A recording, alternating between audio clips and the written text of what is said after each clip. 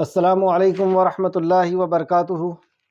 الحمدللہ ان الحمدللہ نحمدہ ونستعینہ ونستغفرہ ونعوذ باللہ من شرور انفسنا ومن سیئات اعمالنا من یہدہ اللہ فلا مضل لہ ومن یضلل اللہ فلا ہادی لہ واشہد ان لا الہ الا اللہ واشہد ان محمدا عبدہ ورسولہ اما بعد فإن خیر الحدیث کتاب اللہ وخیر الہدی ہدی محمد صلی اللہ علیہ وآلہ آلہ وسلم وشر الامور محدثاتها وکل محدثۃ بدعہ وکل بدعۃ ضلالہ وکل ضلالۃ فی النار۔ رب اشرح لی صدری ویسر لی امری واحلل عقدۃ من لسانی یفقہوا قولی۔ رب زدنی علما رب زدنی علما رب زدنی علما، آمین یا رب العالمین۔ ہر قسم کی تعریف اور شکر اللہ رب العزت کے لیے لائق اور زیبا ہے، جو ساری کائنات کا ایک و تنہا خالق، مالک، مربی اور منتظم ہے۔ درود و سلام ہو انبیاء اکرام پر، خصوصاً نبی مکرم رحمت للعالمین امام الانبیاء محمد صلی اللہ علیہ وسلم پر۔ اس مختصر سے درود و سلام کے بعد معزز سامعین کرام، آج سورہ قمر کی آیت نمبر 23 سے انشاءاللہ تعالیٰ کلاس رہے گی۔ اللہ رب العزت سے دعا ہے کہ اللہ رب العزت ہمیں صحیح معنوں میں قرآن مقدس کو سمجھنے، اس پہ غور و فکر کرنے اور ایمان لانے اور عمل کے ساتھ لوگوں تک پہنچانے کی توفیق و رفیق عطا فرمائے، آمین یا رب العالمین۔ اعوذ باللہ من الشیطان الرجیم۔ کذبت ثمود بالنذور، قوم ثمود نے ڈرانے والے کو جھٹلایا۔ یہاں پر ثمود صالح علیہ السلام کی قوم، صالح علیہ السلام نوح علیہ السلام کی جنس سے، ان کی اولادوں میں سے۔ اور ویسے بھی پوری دنیا، کل کی جو ہم نے کلاس میں نوح علیہ السلام کی قوم کا ذکر پڑھا کہ ساری دنیا ڈوب چکی تھی اور جو لوگ بچے تھے بس وہی تھے جو نوح علیہ السلام کی کشتی میں تھے۔ تو جو نوح علیہ السلام کی کشتی میں تھے انہی کی ہم سب اولاد ہیں۔ باقی جو مشرکین تھے، جو کفار تھے، اللہ رب العزت نے انہیں ڈبا کر کے ختم کر دیا تھا۔ کچھ عرصہ گزر جانے کے بعد پھر ان کے اندر بگاڑ آیا اور صالح علیہ السلام کو نبی بنایا گیا۔ تو سمود کی طرف صالح علیہ السلام بھیجے گئے تھے، تو سمود نے صالح علیہ السلام کو جھٹلایا۔ کس چیز کو؟ صالح علیہ السلام کو جھٹلایا، یعنی صالح علیہ السلام جو دعوت لے کر کے آئے تھے کہ اللہ رب العزت تمہارا رب ہے، اللہ رب العزت کی وحدانیت کی دعوت، کہ تمہارا خالق مالک وہ ایک ہے، وہ واحد ہے، تم اس کی عبادت کرو اور انسانیت کے اوپر ظلم مت کرو، سب کے حقوق ادا کیے جائے، حقوق اللہ اور حقوق العباد، یہ بیسک بات تھی، یہ بیسک دعوت۔ تو سمود نے ڈرانے والوں کو جھٹلایا۔ انہوں نے ڈرایا کہ اگر تم نے حقوق ادا نہ کیا تو دنیا میں بھی اللہ رب العزت کے گرفت میں پکڑے جاؤ گے، اللہ رب العزت کے عذاب میں پکڑے جاؤ گے، اور آخرت میں بھی اللہ رب العزت کے عذاب میں پکڑے جاؤ گے۔ اس دنیا کے بعد بھی ایک دنیا ہے، ایک زندگی ہے جہاں پہ تمہیں پیدا کیا جائے گا اور تمہارے اعمال کا حساب لیا جائے گا۔ تو انہوں نے اس بات کو جھٹلا دیا کہ کوئی حساب کتاب نہیں اور ہم تو اپنی من مرضی کی زندگی جئیں گے۔ اللہ رب العزت کے ایک ہونے کا انکار انہوں نے کیا، اور نبوت کا انکار کیا، آخرت کا انکار کیا۔ تو قوم سمود نے ڈرانے والوں کو جھٹلایا، تو انہوں نے کہا بھلا ایک ایسا آدمی جو ہم ہی میں سے ہے، ہم اس کی پیروی کریں؟ تو انکار کی انہیں کوئی وجہ نہ ملی، تو ایک ایسا عذر انہوں نے پیش کیا جو عذر ہی نہیں ہے، کہ ہم ایسے انسان کی بات مانیں جو ہم ہی میں سے ہے۔ تو ہم ہی میں سے اگر کوئی ڈاکٹر بن جائے تو کیا ہم اس سے علاج نہیں کرائیں گے؟ ہم ہی میں سے کوئی اگر وکیل بن جائے تو کیا ہم اس سے فائدہ نہیں حاصل کریں گے؟ ہر دور میں یہی ہوا ہے کہ اللہ رب العزت نے انہی میں سے رسول بنایا، اور ہم دعوت کا کام کو انجام دیتے ہیں تو ہمیں اس حکمت کو سمجھنا ہوگا کہ انہی میں سے کیوں بنایا، تاکہ ان سے ان کی انسیت ہو، ان سے رشتہ داریاں بھی ہوا کرتی ہیں، ان سے دوستی بھی ہوا کرتی ہے، اور ان کی لینگویج کو بہت آسانی سے وہ سمجھ سکتے ہیں، کیونکہ انہی میں پیدا ہوئے، انہی کے بیچ میں پلے بڑے ہوئے، ان کی نفسیات کو جانتے ہیں، ان کی سوچ، ان کی فکر کو جانتے ہیں، ان کے علمی لیول کو وہ جانتے ہیں۔ تو اس لیے ہم جہاں کے ہیں وہاں پر اگر ہم دعوت کے کام کو کریں گے، اس پیغام کو لوگوں تک پہنچائیں گے، تو جن تک ہم پہنچائیں گے، پہلی بات تو یہ کہ وہ ہمارے رشتے میں ہوں گے یا ہماری دوستی میں ہوں گے، ہم ان کی نفسیات کو جان رہے ہوں گے، ہم ان کی سوچ کو جان رہے ہوں گے، اور سب سے اہم چیز جو ہے کہ وہ ہمارے کیریکٹر کو بھی دیکھ رہے ہیں، وہ ہماری عمل کو بھی دیکھ رہے ہیں، ہمارے اخلاق کو بھی دیکھ رہے ہیں، اور اس کے ساتھ ساتھ کہ ہم ان کو ان کی ہی بھاشا میں، ان کی ہی لینگویج میں، ہم ان کو انہی کے انداز میں سمجھا سکتے ہیں۔ تو ہر دور میں اللہ رب العزت نے انبیاء کو انہی میں سے بھیجا، تو انہیں نبی کے اندر کوئی کمزوری نظر نہیں آئی، مطلب صالح علیہ السلام کی کوئی برائی نہیں نکال پائے کہ یہ تو یہ غلط کام کرتے ہیں اس لیے ہم ان کی بات نہیں مانیں، اور ان کی دعوت میں بھی کوئی نقص نہیں نکال پائے۔ نہ صالح علیہ السلام کی دعوت میں، یعنی آسمانی دعوت میں اللہ رب العزت کی پیغام میں کوئی نقص نکال پائے، اور نہ صالح علیہ السلام کی شخصیت میں کوئی نقص نکال پائے۔ جب کچھ نہیں ملا تو صرف ایک ایسی بات انہوں نے کہی جو کسی بھی طرح قابل قبول نہیں، کہ یہ تو ہم ہی میں سے ہیں اس لیے ہم ان کو نبی نہیں مانیں گے۔ آگے اللہ فرماتا ہے بلا شبہ ہم تو تب گمراہ ہیں اور دیوانگی میں ہوں گے۔ اگر ہم نے ان کی بات مان لی تو ہم تو گمراہ ہو جائیں گے، اور اگر ہم نے ان کی بات مانی تو گویا کہ ہم پاگل ہیں، دیوانے ہیں ہم، تو ہم ان کی بات نہیں مانیں گے کیونکہ یہ ہم ہی میں سے ہیں، اور اگر ہم نے مانا تو ہم گمراہ ہو جائیں گے اور ہم پاگلوں میں سے ہو جائیں گے۔ یہ ان کا ایک عذر لن تھا، لنگڑا عذر۔ آیت نمبر 25، کیا ہمارے درمیان سے اسی پر وحی نازل کی جانی تھی؟ ایک عذر ان کا یہ بھی ہے کہ ہمارے پاس سے کوئی اور اللہ رب العزت کو نہیں ملا، نعوذ باللہ استغفر اللہ۔ یہ اللہ رب العزت کے اختیار کی بات ہے کہ اللہ رب العزت جس کے اوپر چاہے وحی نازل کرے، جو اس کا حقدار ہوگا وحی کا، جو اس قابل ہوگا، اللہ رب العزت جس کو پسند کرے گا اسے وحی نازل کرے گا۔ اور یہی بات یہودیوں اور نصرانیوں نے بھی کہا تھا کہ ہم میں رسول آنا تھا، یہ ان میں کیسے آ گئے، بنی اسماعیل میں۔ تو انہوں نے بھی یہاں پہ یہی بات کی، صالح علیہ السلام کی قوم نے، یعنی سمود نے، کہ کیا ہمارے درمیان سے اسی پر وحی نازل کی جانی تھی۔ یعنی یہ لوگ اپنے آپ کو بڑا سمجھتے تھے کہ ہم قوم کے سردار ہیں، ہم دولت والے ہیں، ہم اثر و رسوخ رکھنے والے ہیں، اور جو بھی انہوں نے اپنے آپ کے بڑے ہونے کا معیار خود سے بنا لیا۔ ہمارے ساتھ یہی ہوتا ہے کہ ہم اپنے بہتر ہونے کا معیار خود ہی طے کر لیتے ہیں کہ ہم ایسا ایسا کرتے ہیں گویا کہ ہم بہتر ہیں، لیکن اللہ رب العزت کے نزدیک وہ بہتر ہے جو اللہ رب العزت کا زیادہ تقوی رکھنے والا ہے۔ اور ایسی بات وہی کرتا ہے جو اپنے آپ کو بہت بہتر سمجھتا ہے کہ انہیں کیوں بنایا گیا، یہ اس لائق نہیں، یہ اس کام کے کرنے کے لائق نہیں ہے، اس کام کے کرنے کے لائق تو میں ہوں، وہی کے لائق تو میں تھا، یا ہماری قوم کے فلاں سردار تھے، گویا کہ ہم انہیں حقیر جان رہے ہیں۔ ہم بھی کبھی اگر کسی کو کسی مقام پر فائز ہوتے ہوئے دیکھتے ہیں اور ہمارے ذہن میں اگر یہ بات آتی ہے کہ نہیں یہ اس لائق نہیں تھا، اس لائق تو میں تھا، گویا کہ ہم اس کو حقیر سمجھ رہے ہیں۔ اور کسی کو اپنے سے حقیر سمجھنا یہ تکبر ہے، اللہ کے حکم کا انکار کرنا اور کسی کو اپنے سے حقیر سمجھنا یہ تکبر ہے۔ ہم نے اپنے آپ کو بہتر سمجھ کیسے لیا؟ تو یہ خود ساختہ طور پہ انہوں نے طے کر لیا تھا کہ نبوت کے لائق، وحی کے لائق تو ہم تھے، اور یہ صالح علیہ السلام کو کیسے مل گئی؟ تو آیت پھر سے سماعت کریں، آیت نمبر 25، کیا ہمارے درمیان، ہمارے بیچ میں سے اسی پر وحی نازل کی گئی؟ ایسا کر کے یہ انکار کر رہے ہیں، نہیں بلکہ وہ شخص جھوٹا ہے اور شیخی باز ہے۔ مطلب صالح علیہ السلام کو انہوں نے اب جھوٹا کہا، یہ جھوٹ کہہ رہے ہیں، ان کے اوپر کوئی وحی نازل نہیں ہوئی، اور یہ شیخی باز ہیں، یعنی خود اپنی تعریف کر رہے ہیں، اپنے آپ کو بڑکپن، اپنے آپ کو بڑا ثابت کر رہے ہیں۔ اللہ رب العزت اس کا جواب دیتا ہے آیت نمبر 26 میں، کل ہی وہ جان لیں گے کون کذاب یعنی جھوٹا تھا اور شیخی باز تھا۔ اللہ رب العزت نے ان کے اس غرور اور تکبر کی بنیاد پر جو انہوں نے انبیاء کا انکار کیا، اس کے جواب میں اللہ رب العزت نے کہا کہ اب ان کے لیے سزا کا وقت زیادہ دور نہیں ہے، ان سے انتقام صالح علیہ السلام کی طرف سے اللہ رب العزت لے گا۔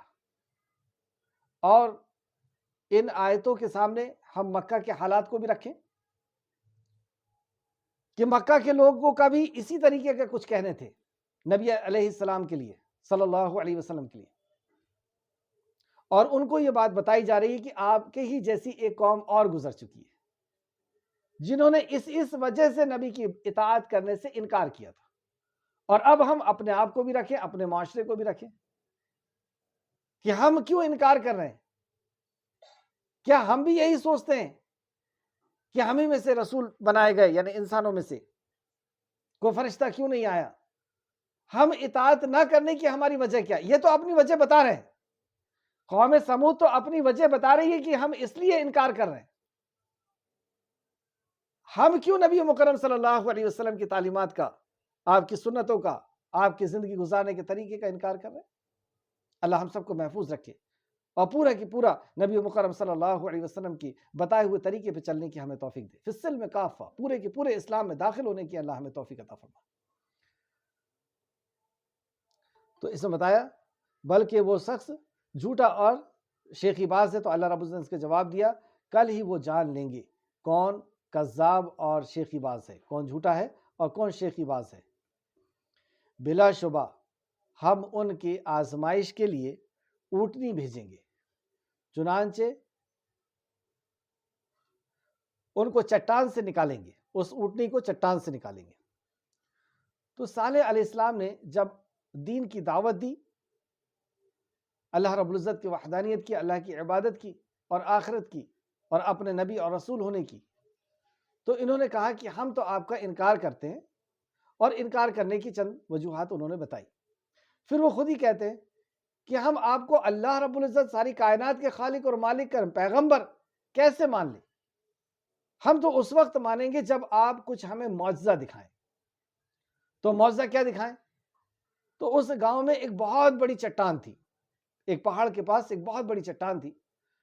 انہوں نے خود طے کیا کہ اس چٹان میں سے ایک اونٹنی نکالیے، اللہ سے دعا کریے، اور اللہ رب العزت تو اللہ ہے، وہ تو ساری کائنات کو بنانے چلانے والا ہے، ہر مخلوق کو اسی نے تخلیق کیا، اسی نے پیدا کیا، اور اس کے لیے کوئی چیز ناممکن نہیں ہے۔ تو اگر آپ اللہ کے نبی ہیں تو اللہ سے دعا کیجئے اور اپنے معجزے سے، اللہ کے حکم سے اس چٹان میں سے اونٹنی نکالیے، اور وہ اونٹنی بھی گابھن ہونا چاہیے، پریگننٹ ہونا چاہیے 10 ماہ کی۔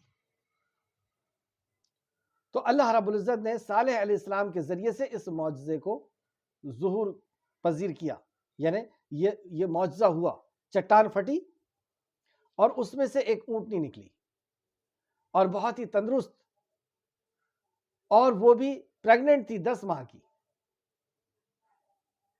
اس کا ایک بچہ ہوا، اور بچہ بھی بہت خوبصورت، یہ اونٹنی بھی بہت خوبصورت تھی، اور ایسی تندرست کہ ان کی جو دوسری اونٹنیاں وہاں پہ تھیں، اونٹ تھے، وہ ان کی اور ان کے اندر بہت فرق تھا۔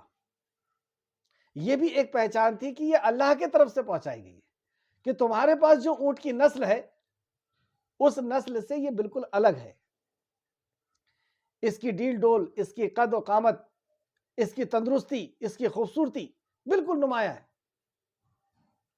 تو یہ ایک واضح نشانی تھی اللہ رب العزت کی طرف سے کہ صالح علیہ السلام اللہ رب العزت کے نبی ہیں۔ اب اس کے بعد یہ اونٹنی کھاتی بھی زیادہ تھی، اور پانی کے لیے بھی اللہ رب العزت نے باری لگا دی تھی کہ ایک دن صرف یہ اونٹ پانی پیے گا جو اللہ رب العزت کی طرف سے آیا ہے، اور دوسرے دن تمہارے جانور پیئیں گے۔ اور یہ اونٹ جو دودھ دیتا تھا وہ دودھ بھی بہت ہوتا تھا، اونٹنی، تو وہ گاؤں کے لوگ اس اونٹنی کا دودھ بھی استعمال کرتے تھے۔ اللہ رب العزت کی زمین میں یہ چلتی تھی اور چرتی تھی، اپنے پیٹ کو بھرتی تھی، اور اللہ رب العزت کا دیا ہوا پانی پیتی تھی۔ قوم کو کیا نقصان تھا اس سے، جبکہ اس اونٹ کا یہ دودھ استعمال کرتے تھے، اور وہ اونٹ ان سے کچھ مانگ نہیں رہا تھا، اللہ کی زمین میں اللہ کا رزق کھاتا تھا، اور اللہ کے رزق، اللہ کا پانی پیتا تھا۔ لیکن جو دین کے دشمن ہوتے ہیں وہ دین سے جڑی ہوئی چیزوں سے بھی دشمنی کرتے ہیں۔ انہیں تکلیف ہو رہی تھی صالح علیہ السلام کی اس اونٹنی سے جو معجزاتاً طور پر پیدا کی گئی تھی، کیونکہ اسے دیکھ کر کے لوگوں کو یقین آتا تھا نا کہ ہاں صالح اللہ کے نبی ہیں، اور اس دین پر یقین ہوتا تھا۔ جو دین کے دشمن تھے ان کی آنکھوں میں اونٹنی کھٹکتی تھی، اور اللہ رب العزت نے صالح علیہ السلام کے ذریعے سے یہ پیغام پہنچا دیا تھا کہ تم اسے غلط نیت سے مت چھونا، یعنی اسے مارنے کی اور ختم کرنے کی کوشش مت کرنا، ورنہ ایک سخت عذاب سے میں تمہیں ڈراتا ہوں۔ ان لوگوں نے آپس میں پلان کیا، انہیں تکلیف ہو رہی تھی اس اونٹنی سے، کیونکہ یہ شعار تھی، یہ پہچان تھی صالح علیہ السلام کی نبوت کی اور رسالت کی۔ انہوں نے چند لوگوں نے مل کر کے پلان کیا، اور اس قوم کا جو سب سے بدتمیز شخص تھا اس نے ایک تیر نکالی اور اس کا پیچھا کیا اونٹنی کا، اور اس کی پنڈلی میں مار دی۔ پنڈلی گھائل ہوئی، اور اس کے بعد تلوار لے کر کے اور اس اونٹنی کے اوپر سب جو ہے حملہ کیا اور اونٹنی کو ہلاک کر دیا، ختم کر دیا۔ اس کا بچہ چیختا اور چلاتا ہوا اپنی ماں کو ڈھونڈ رہا تھا۔ صالح علیہ السلام کو جب یہ بات پتہ چلی تو صالح علیہ السلام بھی تیزی سے اس مقام پر پہنچے، اور اس اونٹنی کو قتل ہوا دیکھ کر کے اور صالح علیہ السلام بے اختیار رونے لگے کہ یہ اللہ رب العزت کی طرف سے نشانی تھی، میری نبوت کی نشانی تھی، اور ظالموں تم نے اسے کیوں قتل کر دیا؟ کیا بگاڑی تھی اس نے تمہارا؟ کیا یہ تم سے کھانے اور پانی کے لیے مانگ رہی تھی؟ یہ تو تمہیں خود فائدہ پہنچاتی تھی، کیا نقصان تھا تم سے؟ اور صالح علیہ السلام کو بہت تکلیف ہوئی، آپ وہاں پہ رونے لگے، اور پھر اللہ رب العزت نے اپنا حکم صادر کیا جس کا ذکر یہاں پہ آ رہا ہے، آگے سماعت فرمائے، آیت نمبر 27۔ بلا شبہ ہم ان کی آزمائش کے لیے اونٹنی بھیجے، یعنی چٹان کے اندر سے وہ اونٹنی نمودار ہوئی، لہٰذا اے صالح تو ان کی انجام کا انتظار کر اور صبر کر، یعنی یہ جو تمہاری تکذیب کر رہے ہیں، تمہارا انکار کر رہے ہیں، تمہیں جھوٹا کہہ رہے ہیں، مرنے کے بعد کی زندگی کا انکار اور اللہ رب العزت کے واحد ہونے کا انکار، جو یہ شرک کر رہے ہیں، تو آپ صبر کیجئے، ہم نے ان کے امتحان کے لیے اونٹنی بھیجنے والے۔ تو بعض دفعہ امتحان ہوتا ہی اس لیے ہے کہ انسان کی اصلیت سامنے آ جائے، اور کوئی اس کے پاس عذر نہ ہو حشر کے میدان میں کہ میں تو بہت شریف انسان تھا، میں تو بہت نیک تھا، اور مجھے جہنم میں ڈال دیا گیا۔ جیسے ابلیس فرشتوں کے بیچ میں رہتا تھا، اللہ کی خوب عبادت کرتا تھا، کوئی جگہ نہیں چھوڑی اس نے۔ اب اللہ رب العزت، کیونکہ وہ شیطان ہے، اللہ رب العزت یہ بات کو جانتا ہے کہ ابلیس تو نافرمان ہے، اللہ تو عالم الغیب ہے، اللہ اگر اس کو اٹھا کر کے ویسی جہنم میں ڈالتا ہے ابلیس کو، تو ابلیس بہت اختلاف کرتا کہ میری کوئی غلطی نہیں ہے، مجھے زبردستی یہاں پہ ڈال دیا گیا، میں تو فرشتوں کے بیچ میں تھا، عبادت کرتا تھا۔ تو اللہ رب العزت نے ایگزام لیا حجت پوری کرنے کے لیے۔ اللہ تو بہتر جانتا تھا کہ سجدے کا حکم دوں گا، سارے فرشتے کریں گے، ابلیس نہیں کرے گا۔ آخر یہی ہوا، ابلیس نے سجدہ نہیں کیا۔ اب اللہ رب العزت نے کہا کہ میں تجھے اپنے دربار سے نکالتا ہوں اور تو جہنم رسید ہوگا۔ تو ایگزام لیا ہی اس کی اوقات کو سامنے لانے کے لیے، اور کل اس کے پاس کوئی حجت نہ رہے، کل اس کے پاس کوئی جواب نہ رہے کہ حشر کے میدان میں کہ میں نے ایسے کیا۔ تو ہم سب کے ساتھ ایگزام چل رہا ہے، ہمیں بھی اللہ رب العزت نے ساری فیسلٹی لے کر کے یہاں پہنچا دیا، اور اب اللہ رب العزت ایگزام لے رہا ہے، اور اس ایگزام میں اگر ہم کامیاب ہوئے تو اللہ رب العزت ہمیں انعام سے نوازے گا، اور اس ایگزام میں اگر ہم ناکامیاب ہوئے تو اللہ رب العزت نیک لوگوں کے ساتھ ہمیں نہیں رکھے گا، وہ اپنی بنائی ہوئی جیل میں رکھے گا جس کا نام جہنم ہے۔ تو کیونکہ یہ صالح علیہ السلام کا انکار کر رہے تھے، توحید کا انکار کر رہے تھے، دین کا انکار کر رہے تھے، تو اللہ رب العزت نے ان کا ایگزام لینے کے لیے یہ تدبیر بنائی کہ ٹھیک ہے، یہ اونٹ کا مطالبہ کرتے ہیں، اونٹ نکال دیتے ہیں، اور یہ اللہ رب العزت کے نافرمان تو ہیں، یہ اونٹ کو جیسی ماریں گے ان کے اوپر عذاب نافذ ہوگا۔ تو اللہ نے فرمایا کہ انتظار کیجئے اور انہیں بتا دو کہ بے شک پانی ان کے اور اونٹنی کے درمیان تقسیم ہوگا، پانی ان کے اور ان کی اونٹنی کے درمیان تقسیم ہوگا، یعنی ایک دن وہ پانی پئیں گے، ایک دن یہ پانی۔ لہٰذا اے صالح تو ان کے انجام کا انتظار کر اور صبر کر، اور انہیں بتا دے کہ بے شک پانی ان کے اور اونٹنی کے درمیان تقسیم ہوگا، ہر ایک اپنی باری پر حاضر ہوگا، ہر ایک اپنی باری پر، یعنی ایک دن تم اپنے جانوروں کو پانی پلاؤ، اور ایک دن اللہ رب العزت کی یہ جو اونٹنی ہے جو معجزاتی طور پہ پیدا کی ہے، یہ اور اس کا بچہ پانی پیے گا۔ پھر انہوں نے اپنے ایک ساتھی کو پکارا تو اس نے تلوار پکڑی، پھر اس نے اس کے کونچے کو کاٹ دیا۔ تو یہ تلوار لے کر کے پہلے اس نے تیر سے مارا اور پھر تلوار سے حملہ کر کے اور اس اونٹنی کو ختم کر دیا۔ آیت نمبر 30، پھر دیکھو میرا عذاب اور ڈراؤ کیسا تھا۔ اب دیکھو کہ یہ جو تم نے جرم کر دیا، اب میرا عذاب اور میرا ڈراؤ کیسا ہے۔ ہم بھی جو اللہ رب العزت کی نافرمانیاں ہیں اس کو کرتے ہیں تو اس وقت ہمیں ڈرنا چاہیے کہ کہیں ایسا نہ ہو کہ یہی آزمائش ہے اور یہی ہماری آخری گھڑی ہے، اور اگر ہم نے اللہ کی یہ نافرمانی کی تو کہیں ایسا نہ ہو کہ فوراً ہم عذاب میں پکڑ لیے جائیں۔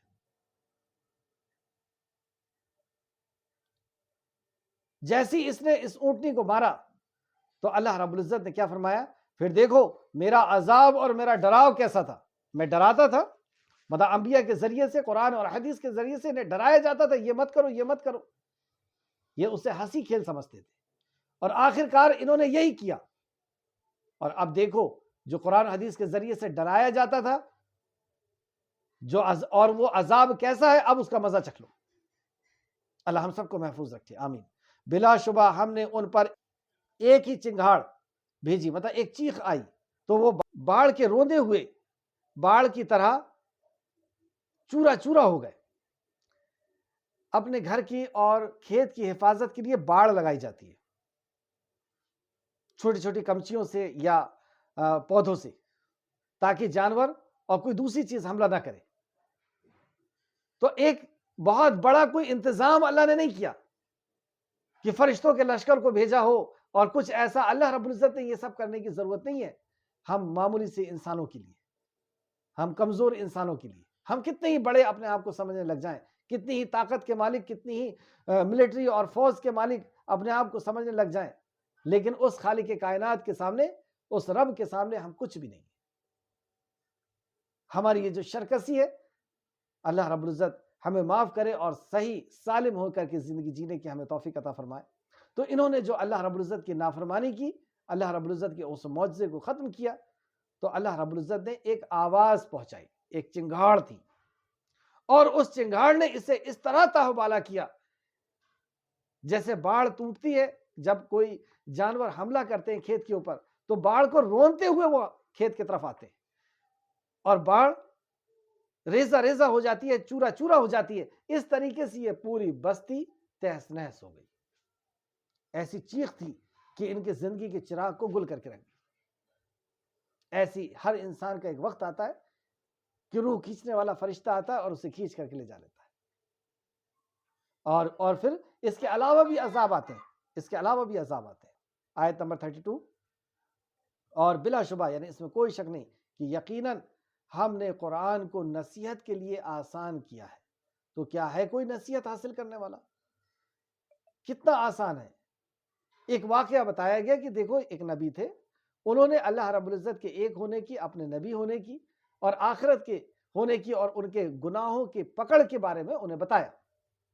انہوں نے انکار کیا اور نبی کو برا بھلا کہا، نبی کو مارنے کی کوشش کی یا ان کے معجزے کو ختم کرنے کی کوشش کی، اور کیا تو اللہ رب العزت نے انہیں تہوبالا کر لیا۔ جاؤ جا کر کے دیکھ لو اس جگہ کو کہ کس طریقے سے انہیں تباہ کیا گیا، کس طریقے سے برباد کیا گیا۔ اور اللہ رب العزت یہ واقعے کو بتا رہا ہے، اللہ رب العزت یہ نصیحت دے رہا ہے، اس کے بعد بھی نصیحت قبول نہیں کرو گے۔ اور اگر ہم نہیں کریں گے تو ہم دیکھیں کہ جن لوگوں نے نصیحت قبول نہیں کیا تھا، مکہ کے لوگوں نے، مشرکین نے، ان کا کیا انجام ہوا۔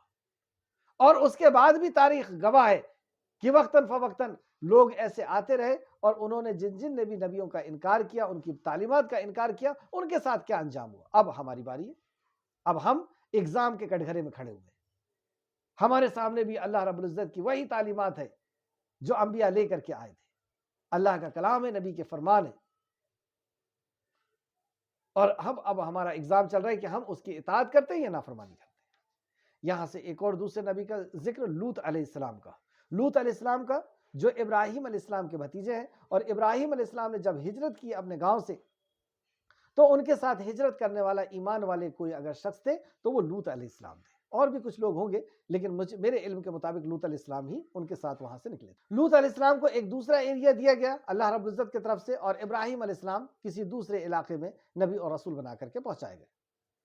تو لوط علیہ السلام جس قوم کے پاس گئے تھے، اس قوم کو اللہ رب العزت نے جو پیغام پہنچایا اور اس نے انکار کیا، یا جن لوگوں نے مان لیا، ان کے ساتھ کیا انجام ہوا، پھر ایک نصیحت اللہ رب العزت یہاں پہ پیش کرتا ہے۔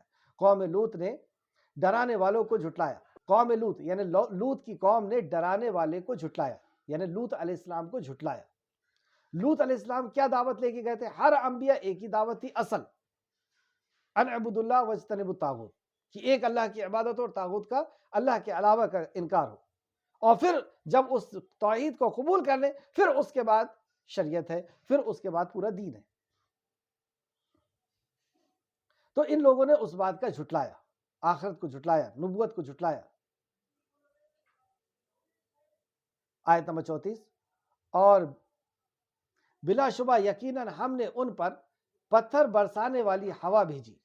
جب انہوں نے لوط علیہ السلام کا انکار کیا تو اللہ رب العزت نے ایسی بارش کی کہ وہ پانی کی نہیں پتھروں کی بارش تھی. اور اس کی پچھلی کلاس میں ہم پڑھ چکے ہیں کہ وہ پتھر بھی نشان زدہ تھے، اللہ رب العزت کی طرف سے پکی ہوئی مٹی کے پتھر تھے، اور ان پتھروں کے اوپر بھی مجرموں کے نام لکھے ہوئے تھے. جس پتھر کے اوپر جو نام لکھا تھا، وہ پتھر جا کر کے اسی کو ہلاک کرتا تھا. اور صرف یہی عذاب نہیں تھا، اس بستی کو اوپر اٹھا کر کے پلٹا گیا اور کئی قسم کے عذاب ایک ساتھ لا کر کے، اور آج بھی وہ علاقہ ڈیڈ سی کے نام سے جانا جاتا ہے. آج بھی ہمارے لیے عبرت ہے. اس لیے اللہ نے کہا کہ ہم نے آسان کر دیا. کیا ہے؟ کوئی نصیحت حاصل کرنے والا، یہ نصیحت ہے. اور بلا شبہ یقیناً ہم نے ان پر پتھر برسانے والی ہوا بھیجی سوائے آل لوط کے. مطلب اس پتھر نے سب کو تہو بالا کر دیا، سب کو تہس نہس کر دیا. صرف کون بچا؟ سوائے آل لوط، یعنی لوط کی آل. لوط کی آل سے مراد لوط علیہ السلام کے اوپر ایمان لانے والے، صرف یہ لوگ بچے. ہم نے انہیں بوقت سحر نجات دی. ہم نے انہیں نجات دی اس قوم سے، اس ظالم قوم سے. وقت فجر کے وقت یہ لوگ وہاں سے ہجرت کیے، اور جو بچی ہوئی قوم تھی ان کے اوپر پھر عذاب آنا تھا. اور ہجرت کے ساتھ ساتھ اللہ رب العزت نے ہر دور میں برکت رکھا ہے. تو یہاں اللہ فرماتا ہے اپنے طرف سے انعام کرتے ہوئے. مطلب وہ جو قوم نکلی، جو ایمان والے نکلے نبی کے ساتھ، لوط علیہ السلام کے ساتھ، ان ایمان والوں کو اللہ رب العزت نے ایک تو اتنے سخت عذاب سے وہاں سے نکال لیا. تو ایمان والوں کے ساتھ اللہ رب العزت کی ایسی نصرت ہمیشہ رہی ہے. اللہ رب العزت ایمان والوں کا ساتھی ہمیشہ رہا ہے. اور جب وہ ہجرت کرتے ہیں تو اللہ رب العزت نے ان کے لیے انعامات رکھے ہیں، تو اپنے طرف سے انعام کرتے ہوئے وہاں سے نکلے. جیسے آپ دیکھیں موسیٰ علیہ السلام کی قوم یعنی بنی اسرائیل فرعون کے ظلم سے جب وہاں سے نکلی، اللہ رب العزت نے انہیں نجات دی، اور ان کو بچے ہوئے لوگوں کو، مطلب فرعونیوں کو، اللہ نے ڈبا کر کے ختم کر دیا. تو یہ جس علاقے میں گئے اللہ رب العزت نے ان کے ساتھ انعام کیا کہ موسیٰ علیہ السلام کو توریت عطا کی، انہیں من و سلوہ دیا، ان کو ساری فیسلٹی دی کہ تم اس کتاب کو سیکھو اور اس کتاب کو اب دنیا کے اندر نافذ کر دو. تو ہجرت کے ساتھ برکت اللہ نے رکھی ہے اپنے طرف سے انعام کرتے ہوئے. ہم اسی طرح اسے جزا دیتے ہیں، یعنی بدلہ دیتے ہیں جو شکر کرتا ہے. تو ہر شکر کرنے والے کے ساتھ اللہ رب العزت کے انعامات ہیں. لَإِن شَكَرْتُمْ لَأَزِيدَنَّكُمْ وَإِن كَفَرْتُمْ، تو تم شکر کرو گے تو اللہ رب العزت اور عطا کرے گا، اور ناشکری کرو گے تو اللہ رب العزت کا عذاب. ناشکری نہیں کہا، لَإِن كَفَرْتُمْ وَإِن كَفَرْتُمْ، اور اگر تم کفر کرو گے، انکار کرو گے، تو شکر کا الٹا جو ہے ناشکری نہیں، کفر ہے. تو شکر کیا ہے؟ شکر ہے اصل میں کہ اللہ رب العزت کا حق اللہ رب العزت کو دیا جائے، جس کو ہم توحید بھی کہتے ہیں. آیت نمبر 36، اور بلا شبہ یقیناً لوط نے انہیں ہماری پکڑ سے ڈرایا. آیت نمبر 35 کا آخری حصہ ہم نے نہیں دیکھے تھے. ہم اسی طرح اسے جزا دیتے ہیں جو شکر کرتے. آیت نمبر 36، اور بلا شبہ یقیناً لوط نے انہیں ہماری پکڑ سے ڈرایا تھا. تو انہوں نے ڈراوے کو شک سمجھا، شک کیا.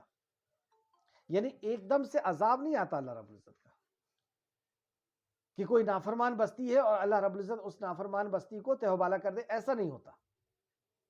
پہلے اللہ رب العزت اس میں خبردار کرنے والا بھیجتا ہے، ڈرانے والا بھیجتا ہے کہ جو تم عمل کر رہے ہو اس عمل کا انجام بہت سخت ہے، توبہ کر لو، واپس لوٹ آؤ اللہ رب العزت کی طرف. تو اللہ رب العزت تمہیں انعامات سے نوازے گا، تمہارے اوپر رحم اور برکت کرے گا. تو ہر دور میں جب بھی کسی قوم کے اوپر عذاب آنا ہوتا ہے تو عذاب پہلے نہیں آتا، پہلے ڈرانے والے آتے ہیں.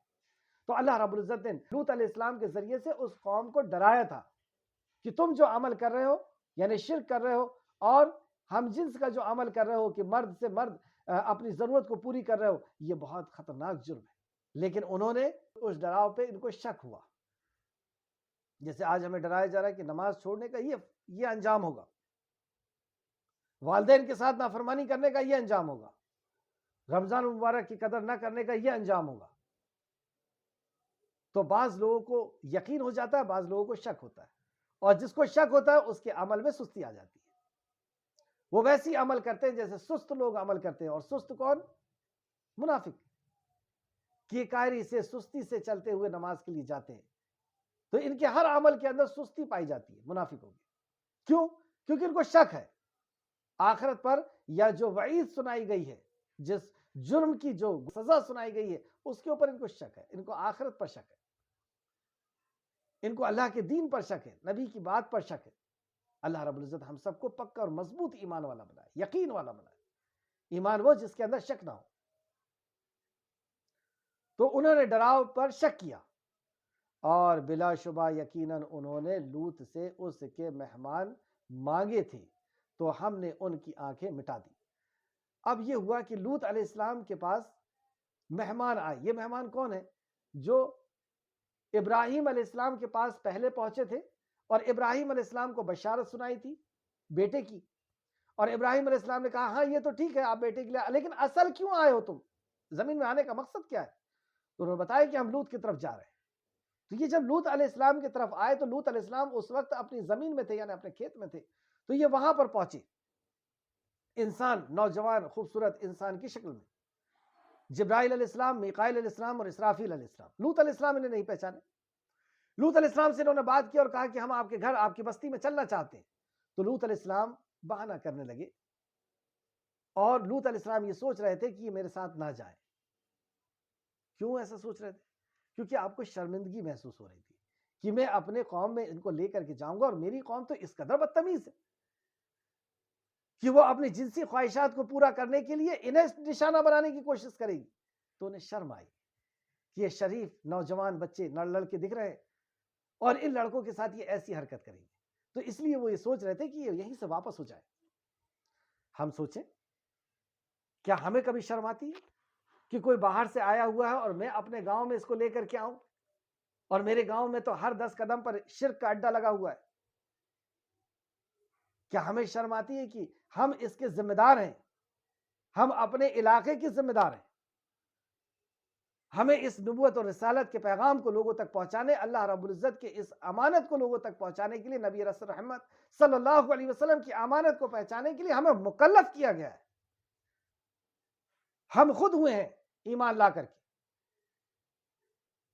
اور اللہ رب العزت بتایا کہ جو نبی کا متبعین ہوتا ہے وہ بھی، اس کا بھی مشن، اس کی بھی سوچ، اس کی بھی راہ یہی ہوتی ہے۔ قُلْ هَٰذِهِ سَبِيلِي أَدْعُو إِلَى اللَّهِ عَلَىٰ بَصِيرَةٍ أَنَا وَمَنِ اتَّبَعَنِي۔ تو لوط علیہ السلام کو احساس تھا اس بات کا کہ میں اس علاقے کا ذمہ دار ہوں، اور میری قوم ایسا کر رہی ہے، تو انہیں شرمندگی ہوئی۔ کیا ہم اس علاقے کے ذمہ دار نہیں؟ ہمیں ہی تو اس پیغام کو پہنچانا ہے، اور ہمارے رہتے ہوئے ہر 10 قدم کے آگے ایک شرک کا اڈا بنا ہوا ہے، بدعت ہو رہی ہے، اور کوئی باہر سے آتا تو ہمیں شرم بھی نہیں آتی، ہم اس کے ساتھ بیٹھ کر کے اور ہنستے ہیں ان کے اعمال کو دیکھ کر کے۔ کیا ہو گئی ہماری غیرت کو؟ اتنی بھی غیرت نہیں کہ ہمیں شرم آئے۔ اور جو آتے ہیں وہ ناراض ہوتے ہیں اگر وہ واقعی سلیم الفطرت لوگ ہیں تو۔ جیسے جب پہاڑ سے موسیٰ علیہ السلام لوٹ کر کے آئے تھے اور اپنی قوم کو شرک کرتے ہوئے دیکھا، تو کس کے اوپر ناراض ہوئے تھے؟ جن کو انہوں نے مکلف بنا کر کے گئے تھے، جن کو انہوں نے ذمہ داری دے کر کے گئے تھے۔ موسیٰ علیہ السلام نے کس کو دے کے گئے تھے؟ ہارون علیہ السلام کو، جو وہ بھی وقت کے نبی ہیں، اور اس قدر ناراض ہوئے، اس قدر شرمندہ ہوئے، اس قدر ناراض ہوئے کہ اپنے بھائی کی داڑھی اور بال پکڑ کر کے اور ان سے بات کرنے لگے کہ میری اطاعت سے تمہیں کس چیز نے روکا؟ مطلب لوگ شرک کر رہے ہیں، اور میں نے کہا تھا کہ میرے بعد تم ان کا خیال رکھنا، اور تم یہاں بیٹھے ہوئے ہو، کس چیز نے روکا میری اطاعت سے؟ برس پڑے ان کے اوپر۔ پھر انہوں نے بتایا کہ اے میری ماں کے بھائی بیٹے، یعنی انہیں احساس دلائے، یاد دلائے کہ تو میرا سگا بھائی ہے، 3 سال چھوٹا ہے مجھ سے، میں بھی وقت کا نبی ہوں۔ ایسا تو نہیں کہا، لیکن صرف اتنا کہا کہ اے میری ماں کے بیٹے، میں نے اسے سمجھانے کی پوری کوشش کی تھی، ممکن تھا کہ وہ مجھے قتل کر دیتے، اور ایک دوسری جگہ آتا ہے کہ ممکن تھا کہ ان کے اندر درار پیدا ہو جاتی، ٹوٹ ہو جاتی، گروپ بازیاں ہو جاتی۔ گروپ بازی اتنی خطرناک چیز ہے، لیکن ہم گروپ بازی کرنے میں کوئی بھی آر محسوس نہیں کرتے۔ جس جماعت میں جائیں گے وہاں گروپ بازی، جس خاندان میں جائیں گے، جس محکمے میں، جس کام میں بھی ہم جائیں گے وہاں پہ گروپ بازی۔ انسان کو توڑنا، انسان کے اندر نفرت پیدا کرنا، اس کی برائی اس کی برائی، یہ غیبت اور چغلی، اسی سے گروپ بازیاں پیدا ہوتی ہیں۔ اللہ ہم سب کو محفوظ رکھے۔ تو بہرحال انہوں نے ارادہ کیا کہ یہ یہیں سے چلے جائے، لیکن وہ تو فرشتے تھے، تو ان لوگوں نے کہا نہیں ہم تو آپ کے ساتھ ہی چلیں گے۔ اب جس طرح سے کر کے یہ لوط علیہ السلام کے گھر پہنچے تو لوط علیہ السلام نے فوراً دروازہ لگا دیا، ان کو اندر رکھ دیا کہ ہاں آؤ بیٹھے اندر، کھانا پیا کھائیں گے وغیرہ وغیرہ، اور دروازہ لگا دیا۔ لوط علیہ السلام کی بیوی لوط علیہ السلام کی فرمانبردار نہیں تھی، وہ ایمان والی نہیں تھی۔ دیکھیے ایمان بھی بہت بڑی نعمت ہے، اللہ جس سے عطا کرے۔ نبی کی بیوی ہے، لیکن اللہ رب العزت نے ایمان سے محروم رکھا، کیونکہ وہ خود ایمان نہیں چاہتی تھی۔ جو اللہ رب العزت کی طرف رجوع نہیں کرتا، اللہ رب العزت بھی اسے عطا نہیں کرتا ایمان جیسی دولت کو۔ تو اس نے جا کر کے گاؤں کے لڑکوں کو بتا دی کہ ہمارے ہاں نوجوان لڑکے آئے۔ اب وہ لڑکے جو وہاں کے مرد تھے وہ ایک جھنڈ بنا کر کے اور لوط علیہ السلام کے گھر کے سامنے اکٹھا ہو گئے اور دروازے کو زور سے پیٹنے لگے۔ لوط علیہ السلام پریشان ہیں، وہ اپنی شرمندگی محسوس کر رہے ہیں کہ میں کیا کروں، کیا جواب دوں ان نوجوان لڑکوں کو۔ وہ روکنے کی کوشش کر رہے ہیں لیکن یہ زور زور سے دروازہ پیٹ رہے ہیں۔ لوط علیہ السلام نے کہا کہ یہ میری بیٹیاں ہیں، مطلب میرے گاؤں کی بیٹیاں عورتیں ہیں، تم ان سے اپنی ضرورت پوری کرو۔ تو وہ کہتے ہیں کہ لوط تم پارسا بننے کی کوشش مت کرو، تم زیادہ ہمیں سمجھانے اور صحیح راستہ بتانے کی اور اپنے آپ کو پارسا بننے کی کوشش مت کرو، تم خود جانتے ہو کہ ہمیں عورتوں سے کوئی سروکار نہیں، مطلب ہمیں تو لڑکی چاہیے۔ لوط علیہ السلام بہت پریشان، کبھی ادھر جا رہے ہیں کبھی ادھر جا رہے ہیں، کبھی اس کو سمجھانے کی کوشش کر رہے ہیں کبھی اس کو سمجھانے کی کوشش کر رہے ہیں۔ فرشتے دیکھ رہے ہیں سارا منظر، لوط علیہ السلام کی اس بے بسی، اور یہ سب ایک اسٹریم لیول تک پہنچنے کی ایک اللہ رب العزت کی طرف سے حدیں ہوا کرتی ہیں کہ جیسے جب بندے کے اوپر آزمائش آتی ہے اور ایک دن ایسا آتا ہے کہ بندہ چیخ پڑتا ہے اللہ تیری رحمت کب آئے گی، بس اللہ کی رحمت قریب ہے، پہنچ جاتی ہے۔ تو یہ تو آزمائش ہے، اب آزمائش کا آخری وقت قریب آ رہا تھا۔ لوط علیہ السلام نے گڑگڑایا اللہ رب العزت کے سامنے۔ جبرائیل علیہ السلام باہر نکلے کیونکہ ایک لڑکے کی شکل میں، اور اپنے پر کو مارا جس سے ان کی آنکھیں اندھی ہو گئی۔ اندھے تو تھے ہی، یہ اپنی جنسی خواہشات کے پیچھے یہ اندھے تھے، انہیں کچھ نہیں سمجھ میں آ رہا تھا کہ اپنی جنسی خواہشات کس سے پوری کرنا ہے، عورتوں سے کرنا ہے یا لڑکوں سے کرنا ہے، کوئی مہمان آیا ہوا ہے، کچھ بھی ان کو۔ انسان کی عقل ختم ہو جاتی ہے جب کوئی چیز سوار ہوتی ہے ان کے دماغ کے اندر۔ تو ان کی آنکھیں اندھی تھی، اصل میں اندھا کر دیا گیا۔ اب یہ کناروں کو پکڑ کر کے جاتے ہوئے بھی دھمکی دیتے ہوئے جا رہے ہیں کہ لوط ہم صبح دیکھتے ہیں تم کو۔ انہیں ایسا لگ رہا تھا کہ ابھی ہمیں نہیں دکھ رہا ہے، اندھیرا ہو گیا تو، یا ابھی نہیں دکھ رہا ہے صبح دکھ جائے گا، تو کہتے ہیں لوط ہم صبح دیکھتے ہیں۔ جبرائیل علیہ السلام نے لوط علیہ السلام کو بتایا کہ ہم وقت کے فرشتے ہیں اور صبح ان کے اوپر عذاب آنے والا ہے۔ اور جبرائیل نے کہا کہ کیا صبح قریب نہیں؟ کیا صبح قریب نہیں؟ اس جملے پہ غور کریے کہ کیا ہمارا بھی آخری دن قریب نہیں ہے؟ کیا وہ شام یا وہ صبح جس وقت ہم اس دنیا سے رخصت ہونے والے ہیں، کیا وہ آنے والی نہیں ہے؟ کیا وہ قریب نہیں ہے؟ صبح ہوئی اور ان کو یعنی لوط علیہ السلام کو اور ان کے ایمان والوں کو وہاں سے نکالا گیا، اور اللہ رب العزت کی طرف سے کہا گیا کہ پلٹ کے نہیں دیکھنا، کیونکہ جب سخت عذاب آتا ہے اللہ رب العزت کے نافرمانوں کے اوپر تو ایمان والوں کے دل نرم ہوتے ہیں، وہ ان کے لیے پھر پریشان ہوتے ہیں۔ اللہ نے کہا خبردار پیچھے پلٹ کے نہیں دیکھنا، یہ نافرمان ہے، اب انہیں تہ و بالا کیا جانا ہے۔ جیسے نوح علیہ السلام بھی پریشان ہوئے کہ اللہ اس کو بچا لے، تو مومن ہمیشہ آخر تک سوچتا ہے کہ میں اس کو بچا لوں، اس کو بچا لوں، لیکن اللہ رب العزت جب ناراض ہوتا ہے ایک وقت تک خوب اللہ رب العزت ڈھیل دیتا ہے، لیکن جب حد پوری ہو جاتی ہے اور اللہ رب العزت ان حدوں کو بہتر جاننے والا ہے تو پھر اس کے عذاب سے، اس کی پکڑ سے کوئی بچ نہیں سکتا۔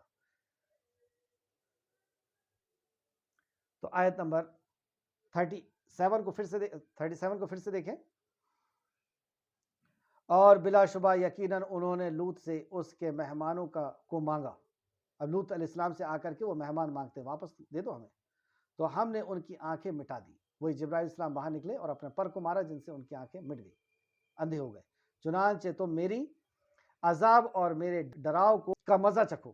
اب میرے عذاب کا اور میرے ڈراؤ کا مزہ چکھو۔ ابھی تک تمہیں ڈرا رہا تھا، یقین نہیں آ رہا تھا، اب وہ وقت آ گیا ہے، اب عذاب کا بھی اور ڈرانے کا بھی مزہ چکھ لو اب تم۔ اور بلا شبہ یقیناً ان پر صبح کے وقت اٹل عذاب نے حملہ کر دیا، یعنی ایک اپوائنٹڈ ٹائم، ایک اجل المسمى، ایک فکس وقت اللہ رب العزت کی طرف سے ہر کسی کا ہے، ہر کسی کی موت کا، یا ہر کسی کے اوپر عذاب کا، یا ہر کسی کے اوپر تکلیف کا، یا ہر کسی کے اوپر راحت کا، اللہ رب العزت کی طرف سے ایک وقت ہے، اس وقت تک ڈھیل دی جاتی ہے۔ تو اللہ نے یہاں فرمایا اور بلا شبہ یقیناً، یعنی اس میں کوئی شک نہیں کہ یقیناً ان پر صبح کے وقت ایک اٹل عذاب نے انہیں حملہ کر دیا۔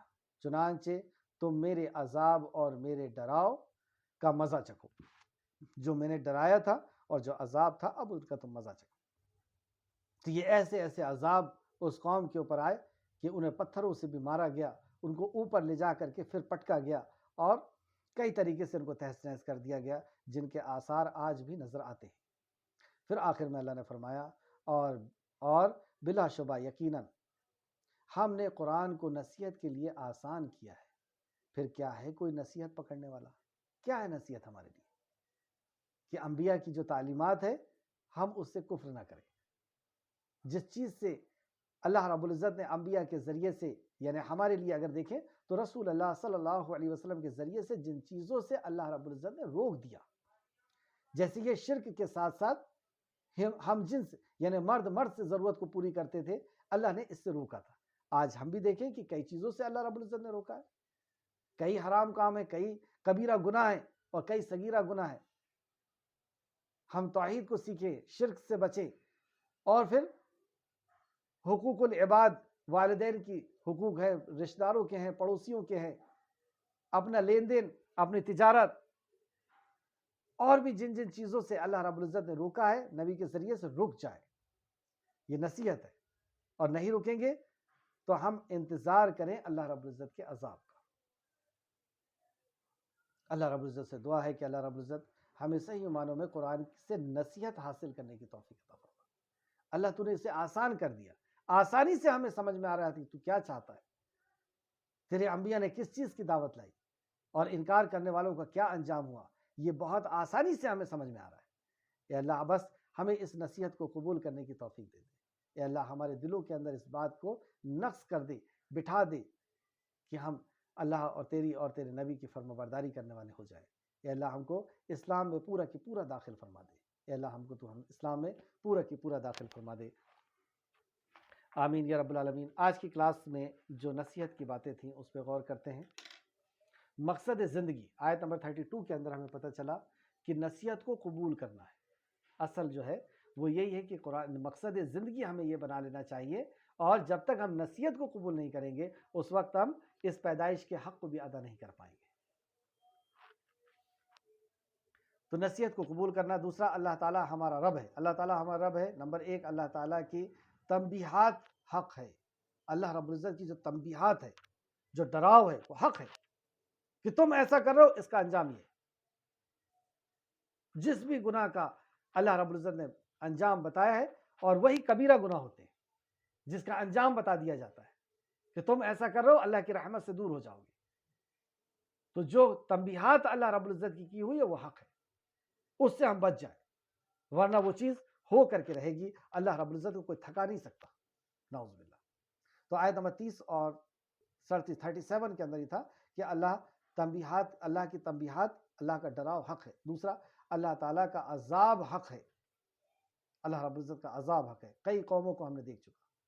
آیت نمبر 30 اور آج بھی اگر آپ اس کو ریسرچ کریں کہ جہاں جہاں پر بھی سونامی لہریں اور اس طریقے سے زلزلے آئے ہیں یا بھوکمپ آئے ہیں اور قوم کی قوم یا پانی سے قوم کی قوم بہہ گئی ہے، آپ اس کا ریسرچ کریں، کیوں ہوا ایسا، کیا غلطی تھی ان کی، کیا کمزوری تھی ان کی، تو آپ کو نکل کر کے باہر سامنے آئے گی بات کہ یہ مشرک تھے، یہ اللہ رب العزت کے وعید سے، جو اللہ رب العزت کی تنبیہات تھی جن گناہوں پر، ان گناہوں کی مرتکب تھے۔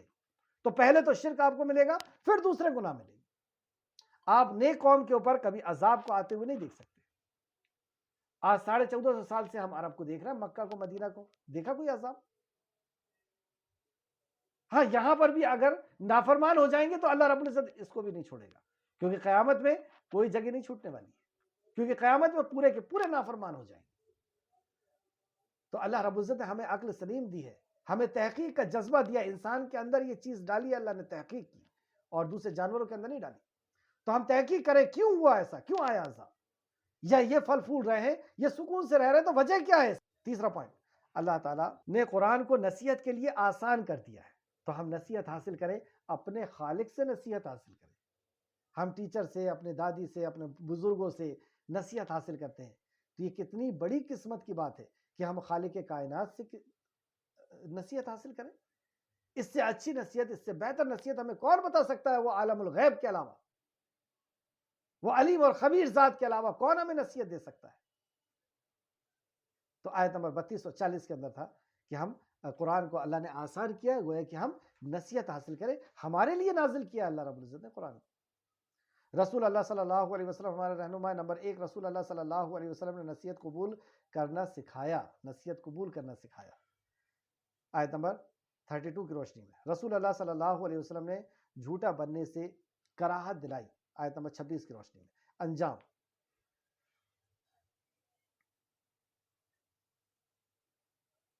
سمود، عاد اور بھی جو قومیں تھیں جنہوں نے نافرمانی کی، ان کے اوپر سخت عذاب نے انہیں آ لیا۔ یہ انجام ہے کہ جو انبیاء کی بات کا انکار کرتا ہے، اللہ رب العزت کے عذاب سے وہ بچ نہیں سکتا، اور کسی دور میں نہیں بچا۔ کامیاب لوگوں کے رویے، نمبر 1 صبر کرنا۔ آیت نمبر 27 کے اندر ہمیں پتہ چلا کامیاب لوگوں کے رویے یہ ہے کہ وہ صبر کرتے ہیں۔ دوسرا، نصیحت قبول کرتے ہیں، آیت نمبر 32 کی روشنی میں کہ وہ نصیحت قبول کرتے ہیں۔ تیسرا، شکر کرنا۔ تیسرا، شکر کرنا۔ ناکام لوگوں کے رویے، نمبر 1 اللہ تعالیٰ کی تنبیہات کو جھٹلانا۔ اللہ رب العزت کی جو تنبیہات ہے، جن جن گناہوں سے اللہ نے ڈرایا ہے، اس کو جھٹلانا، اس کو نظر انداز کرنا۔ ہاں، کر لیتے ہیں، توبہ کر لیں گے، دیکھ لیتے ہیں، اللہ رحیم ہے، معاف کر دے گا، کر رہے ہیں گناہ، اللہ رحیم ہے، معاف کر دے گا۔ یہ ناکام لوگوں کے رویے، اور یہ ناکامی ان کی کیا ہوتی ہے کہ یہ عذاب میں بھی پکڑے جاتے ہیں اور پھر ہمیشہ ہمیشہ کے عذاب میں پکڑے جائیں گے۔ تو اللہ تعالیٰ کی تنبیہات کو جھٹلانا، آیت نمبر 36 کی روشنی میں۔ دوسرا، جھوٹا بننا، آیت نمبر 25، جھوٹا بنانا، آیت نمبر 25۔ خود پسند بننا، یعنی اپنے آپ کو بہتر سمجھنا کہ یہ کام کا حقدار تو میں ہی تھا، اس کو کیسے مل گیا؟ تو خود پسندی، اس کو کہتے ہیں خود پسندی، اپنے آپ کے اپنے منہ میاں مٹھو بننا، جو ہم لوگ کہاوت میں کہتے ہیں کہ اپنے آپ کو ہی بہت اچھا سمجھ رہے ہیں۔ اللہ ایسی فطرت سے ہمیں بچائے۔ آؤ کچھ کر لیں۔ کلاس سے ہمیں کیا آج کی کلاس میں سبق ملا؟ قرآن حکیم کی نصیحت کو قبول کرنا ہے انشاءاللہ تعالی۔ قرآن حکیم کو پہ تدبر کرنا ہے تاکہ ہم اس کی نصیحت پر قبول کر سکیں۔ دوسرا، قرآن کی ہر پکار پر لبیک کہنا ہے انشاءاللہ تعالی۔ قرآن کی ہر پکار پر لبیک کہنا ہے انشاءاللہ تعالی۔ قرآن کی ہر پکار پر لبیک کہنے کا ثواب کیا ہے؟ رسول اللہ صلی اللہ علیہ وسلم نے فرمایا، کچھ لوگ اللہ کے خاص بندے ہیں۔ صحابہ نے پوچھا، یا رسول اللہ یہ کون لوگ ہیں؟ آپ نے فرمایا، جو قرآن کو پڑھتے ہیں، اس پہ عمل کرتے ہیں، یہ اللہ کے دوست اور اس کے خاص بندے، یہ اللہ کے محبوب ہیں، یہ اللہ کے دوست ہیں اور اس کے خاص بندے۔ اور قرآن پر عمل کرنا، جیسے اس کو سیکھنا، اس کو سمجھنا، اس کی لینگویج کو جاننا، اس کو یاد کرنا، اس کے تلفظ کو سیکھنا جیسے آسان ہے، اس کی تفسیر کو سمجھنا جیسے آسان ہے، اس کی نصیحت کو حاصل کرنا آسان ہے، اسی طریقے سے قرآن پر عمل کرنا بھی آسان ہے۔ ہم جو زندگی جی رہے ہیں یہ مشکل ہے، تو قرآن کی ہر پکار پر لبیک کہیں گے انشاءاللہ تعالی۔ منزل کہاں ہے ہماری؟ کیا میں نے نصیحت قبول کرنے کا ارادہ کر لیا ہے؟ کیا میں نے نصیحت قبول کرنے کا ارادہ کر لیا؟ دوسرا، کیا میں نے جھوٹا بننے سے بچنے کا ارادہ کر لیا ہے؟ کیا میں نے خود پسندی سے بچنے کا ارادہ کر لیا ہے؟ یعنی اپنے آپ کو کچھ تو بھی بہت بہتر سمجھنے بننے کا ارادہ سے بچنے کا ارادہ کر لیا ہے۔ آخر میں اللہ رب العزت سے دعا ہے کہ خالق مالک جو کچھ بھی ہم نے پڑھا اس میں ہمیں مزید غور و فکر کرنے کی توفیق عطا فرما، جب تک ہمیں زندہ رکھ، مسلم بنا کر کے خالق ہمیں زندہ رکھ، اور ہمارا خاتمہ بالخیر فرما، اور نیکوکاروں کے ساتھ ہمارا شمار فرما دے، آمین یا رب العالمین۔ السلام علیکم ورحمۃ اللہ وبرکاتہ۔